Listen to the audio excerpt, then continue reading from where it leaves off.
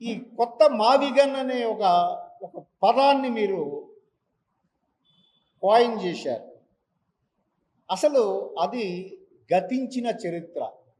రాజధాని గతించిన చరిత్ర అయిపోయింది. మీరు 3 రాజధానులు 3 ముక్కలాట వల్ల ఈ రాష్ట్రం చాలా కోల్పోయింది మీ 5 సంవత్సరాల పరిపాలనలో. మీ 5 సంవత్సరాల పరిపాలనలో మన యువత మైగ్రేట్ అయిపోయారు అనేక రాష్ట్రాల్లోకి, పై రాష్ట్రాలకు. ఇక్కడ ఉపాధి, ఇక్కడ ఉద్యోగాలు దొరక్క ఇప్పుడిప్పుడే ఆంధ్రప్రదేశ్ పెట్టుబడులకి స్వర్గధామంగా మారుతుంది. ఒక ఎంఎస్ఎంఈ డెవలప్మెంట్ కార్పొరేషన్ చైర్మన్గా నేను చెప్తున్నాను,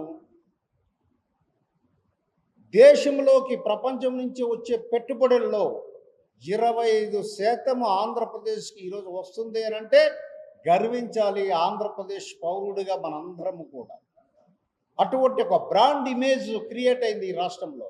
మీరు దాన్ని చెడగొట్టడానికి ఈ కొత్త కుయ్యెత్తులు వేస్తున్నారు. అభివృద్ధి మీకు ఇష్టం లేదు, ఆంధ్రప్రదేశ్ అభివృద్ధి అవడం మీకు ఇష్టం లేదు, ఆంధ్రప్రదేశ్ ప్రజలు నలిగిపోతుండాలి. మీరు ఒక ఫ్యూడలిస్టిక్ యాటిట్యూడ్, జగన్మోహన్ రెడ్డి గారు ఫ్యూడలిస్ట్, మీరు ఫ్యూడల్ లార్డ్.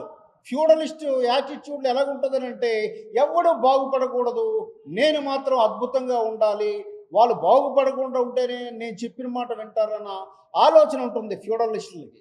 అది మీ ఆలోచనలో కనిపిస్తుంది తప్ప రాష్ట్రం సర్వతోముఖ అభివృద్ధి చెందాలి, అందరూ కూడా ఆర్థికంగా సామాజికంగా స్వావలంబనత సాధించాలన్న ఆలోచనతో కూటమి ప్రభుత్వం ముందుకు వెళ్తుంది.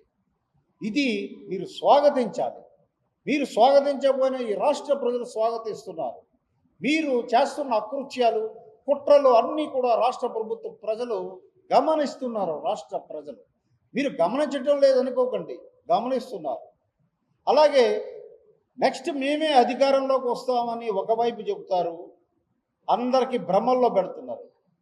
నెక్స్టే కాదు, ఇప్పుడు ఏ రోజైతే మీరు సర్ మీద మీరు అభియోగాలు మోపారో అప్పుడే మీరు ఓటమికి సిద్ధపడిపోయినట్టు రాష్ట్ర ప్రజలందరూ అనుకుంటున్నారు. ఆ విషయం మీకు ఈ మీడియా ద్వారా తెలియచేస్తున్నాను.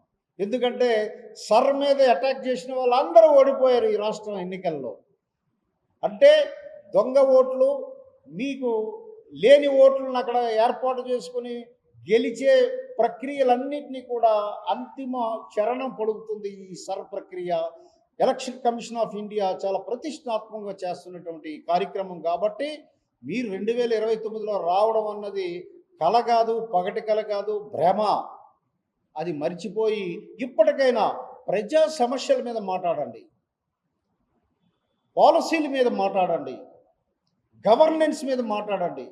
మీ నాయకులందరూ ఒక బడిలో చదువుకున్నారు, కేవలం వ్యక్తిగతంగా మాట్లాడతారు, క్యారెక్టర్ని అసాసినేషన్ చేయడానికి మాట్లాడతారు. ఇదే నేర్చుకున్నారు విద్య.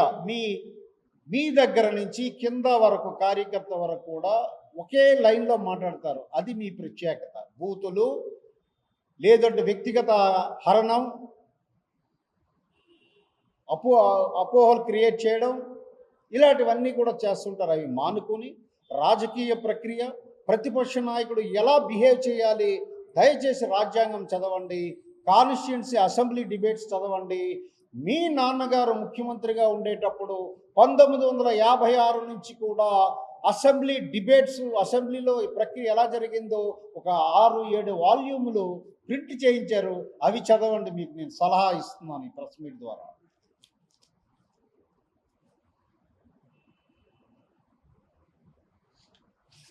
అలాగే మీరు తీసుకుంటున్నటువంటి ఈ మధ్యకాలంలో వింత పోకడం ఏమిటి అని అంటే,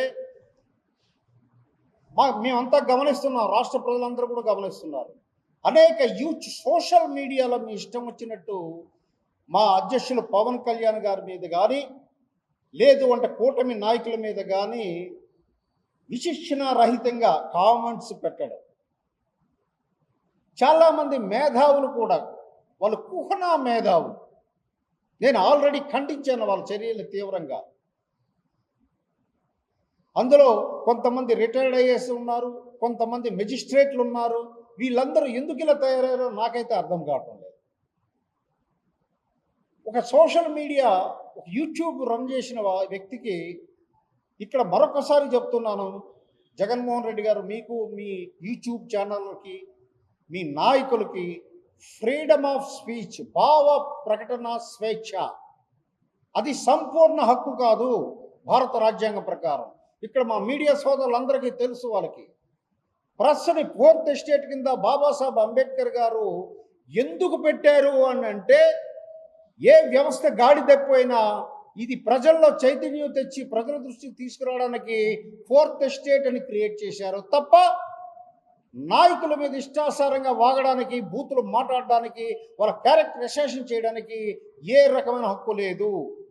ఆర్టికల్ 1992లో 91 క్లియర్గా చెప్తుంది మీకు ఏ విషయాల్లో హక్కులు లేవు అని చెప్పేసి.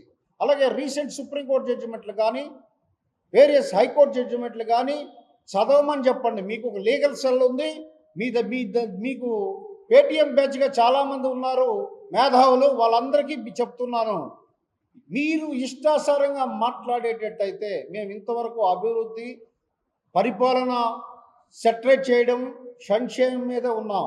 ఇక నుంచి మీరు ఏమైనా రెచ్చగొట్టి ఈ రకమైన చేస్తే ఊరుకునే ప్రసక్తే లేదు. గట్టిగా ప్రతిఘటిస్తాం. ఏమాత్రం వెనక తగ్గే ప్రశ్నే లేదు.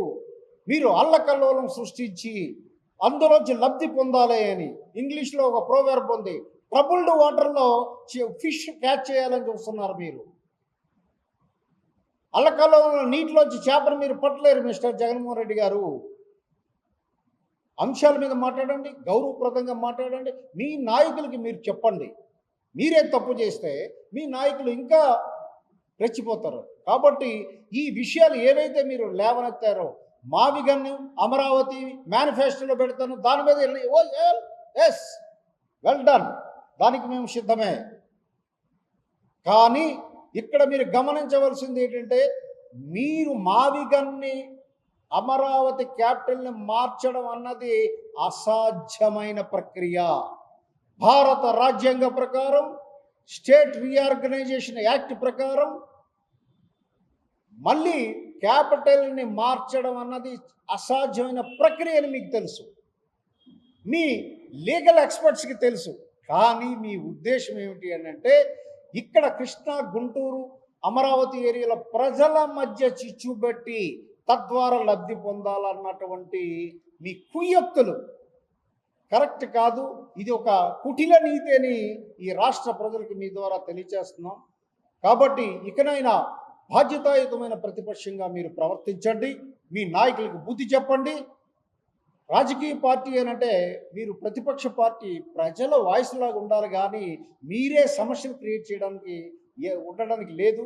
బాబాసాహెబ్ అంబేద్కర్ గారు పెట్టిన రాజ్యాంగంలో పార్లమెంటరీ వ్యవస్థ ఎందుకు నేను పెట్టాను అని అంటే, పౌరుడికి ఏదైనా హక్కు భంగం కలిగితే ప్రతిపక్ష పార్టీ ఆయన వాయిస్ కావాలి అనే ఉద్దేశంతో పెట్టానన్నటువంటి ఆ మహనీయుని వాక్యాల్ని మీకు మరొకసారి గుర్తు చేస్తూ ఆ రకంగా ప్రవర్తించండి అని మీకు హితవు పలుకుతున్నాను. థ్యాంక్ యూ అండి, థ్యాంక్ యూ.